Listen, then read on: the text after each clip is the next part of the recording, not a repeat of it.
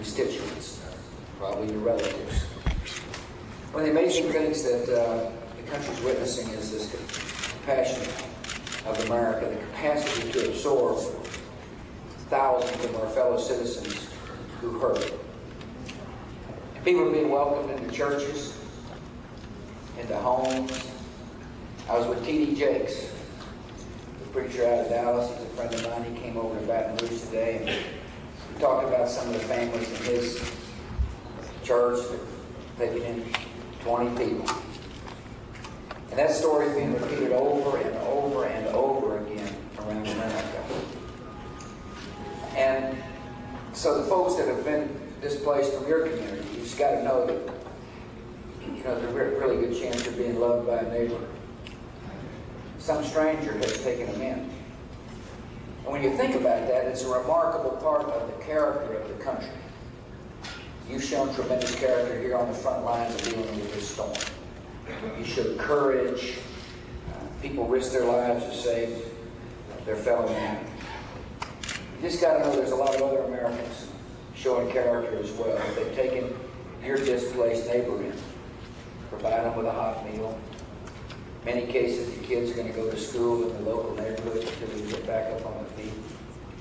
There's a lot of work we've got to do.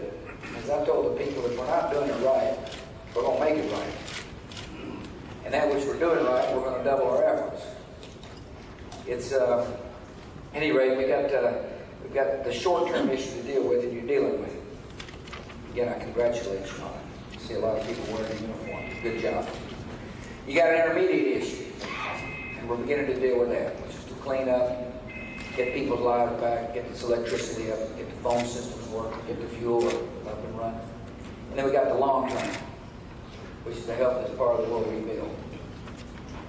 You know, it's easy for me to say that I can see a better tomorrow, because I haven't been living what you've been living through. But I do. That's what you got to know. That out of the darkness will come some light. Out of this despair is going to come a vibrant coast.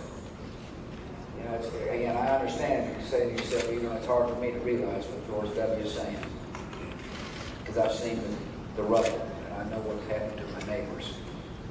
But I'd like to come back down here in about 2 years and walk your streets and see how vital this part of the world is going to be. I can't wait to join you in the joy of welcoming neighbors back into neighborhoods, small businesses up and running, cutting those ribbons as somebody's creating new jobs. That's what I think is going to happen. I just want you to know that when I'm thinking about how we can help this part of the world, Mississippi is on my mind. Mississippi is a part of the future of this country, and part of that future is to help you get back up on your feet. And I'm confident that your United States Senator, Trent Lott, if I don't say it loud enough, he will.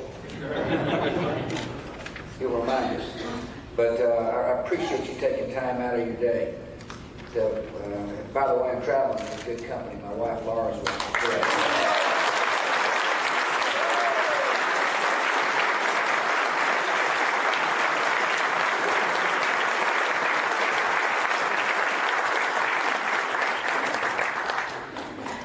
Let me conclude by asking for God's blessings on you all, your families and friends, and let you know we're here for the long term. I understand. I understand the damage. I understand the devastation. I understand the destruction. I understand how long it's going to take. And we're with you. That's what I want you to know. God bless.